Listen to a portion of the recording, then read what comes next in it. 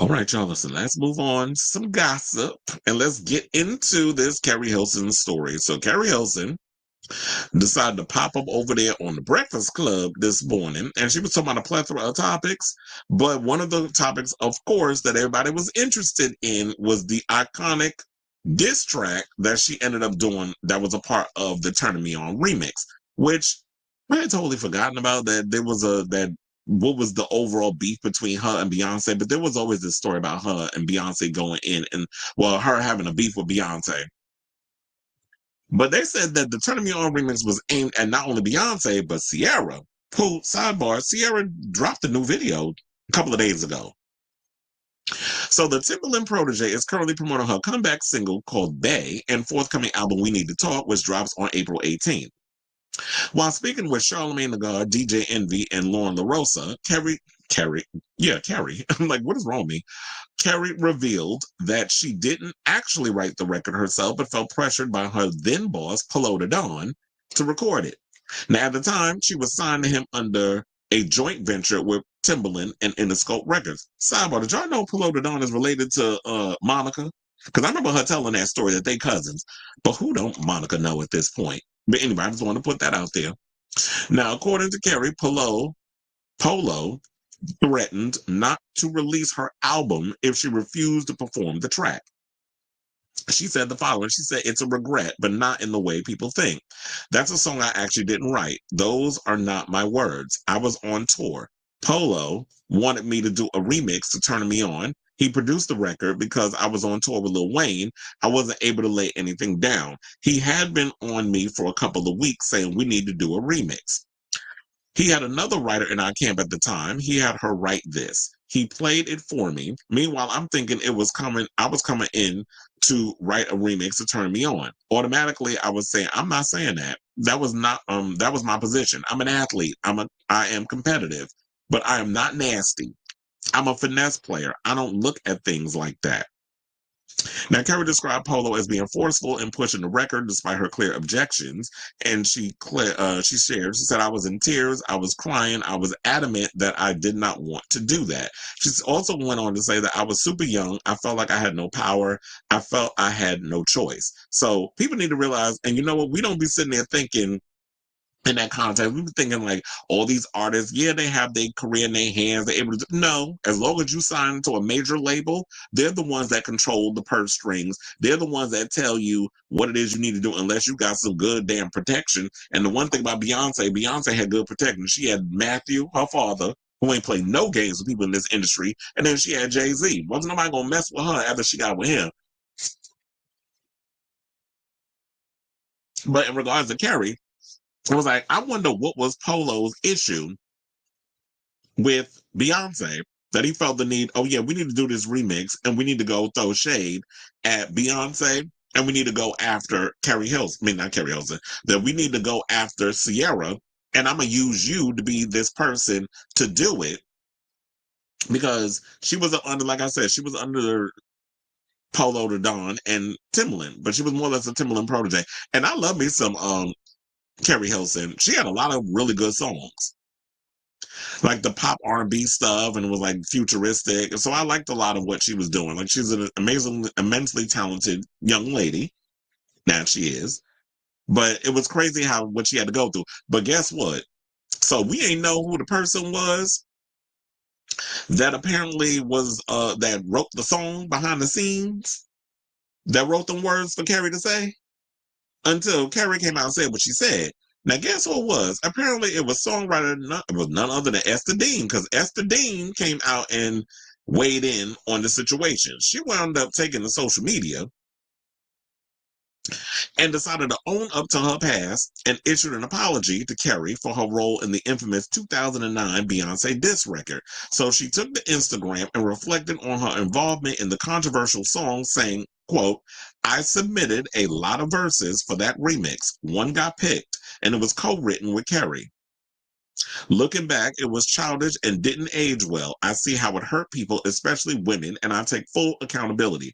I worked with and supported many women since, but that doesn't erase the moment. I'm sorry for my part in it. Growth is real, and so is this apology. So here's the thing. Now she's saying that she wrote the song. She said it was co-written with Keri. But Keri Hilson said that wasn't her words. So if you wrote it with her, maybe there was some things that she did right.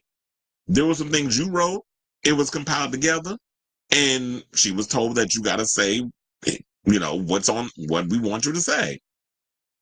So yes, the apology comes after Keri opened up during the Breakfast Club interview where she revealed that producer Polo the Don pressured her into recording the diss track, which is written by Ester. And that's what I think we have. I think I might have a clip of it. Hold on, let me see. Because I'm like, we can go over to the Jasmine brand. I don't think we'll get in trouble because the Breakfast Club be playing too damn much in regards of what they want. If you try to take license of what they doing, but I'm like, Chad, it's on somebody else's Instagram. I could use it. It's fair use. I mean, it says it. It's part of the, it's the law.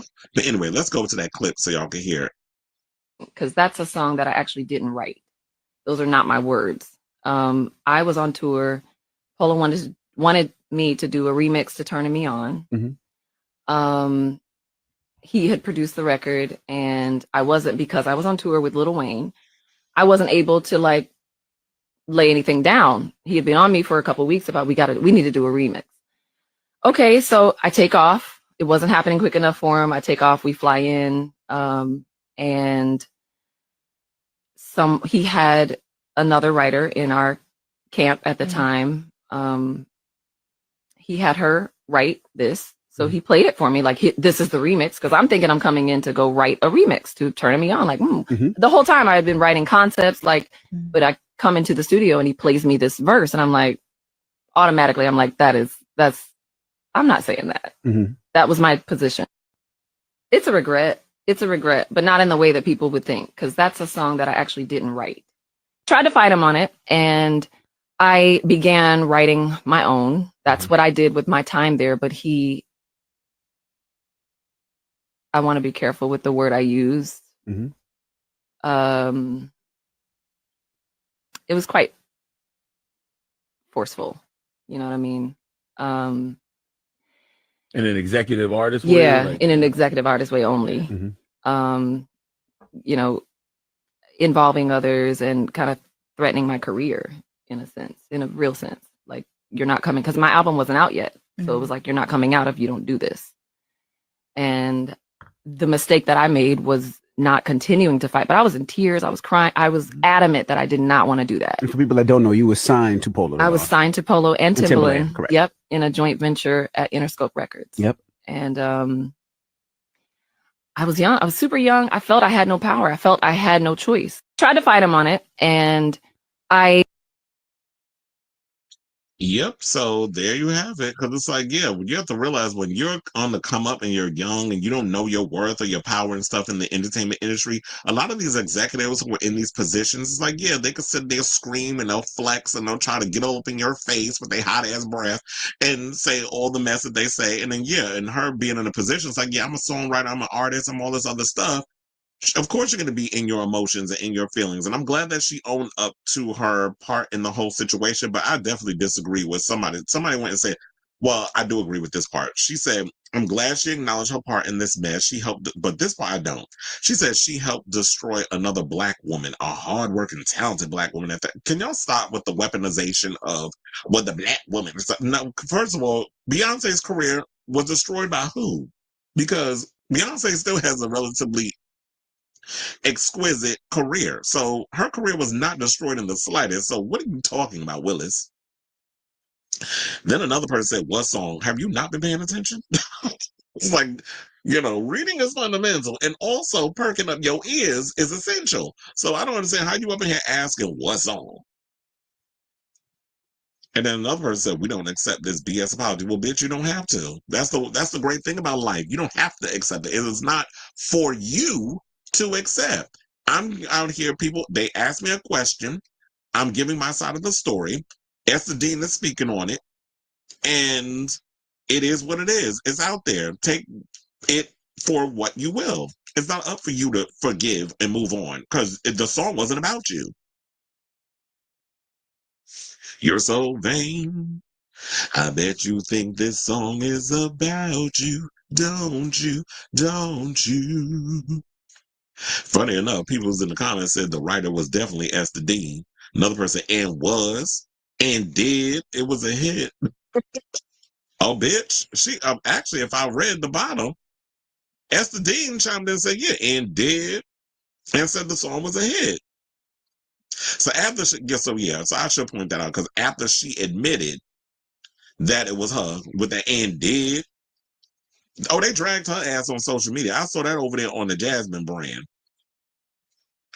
But I feel like I closed that, so I don't know, like if I could find that real quick for y'all because I wanted to see if like she actually apologized. So it doesn't matter whether or not like if we talk about that part or whatever. But yeah, so she actually was like after they dragged her, that she issued the apology. So we don't even need to go in any further on that because I read y'all the apology and what she had to say in the matter. So I ask all of you, what do you guys think of this story in regards to what Keri Hilson had to say in regards of the whole Beyoncé situation? We already know the people gonna feel how they feel, but she came out, she owned up to her mess, she apologized. We could all move on and let Keri have her career now post all of this. Now that we got this all out of the way, people can stop asking her about it. She can get out here and sing her songs and do her music. And if people want to support her, they're going to support her. If they don't, oh well, move on. Y'all can go out and support who y'all support.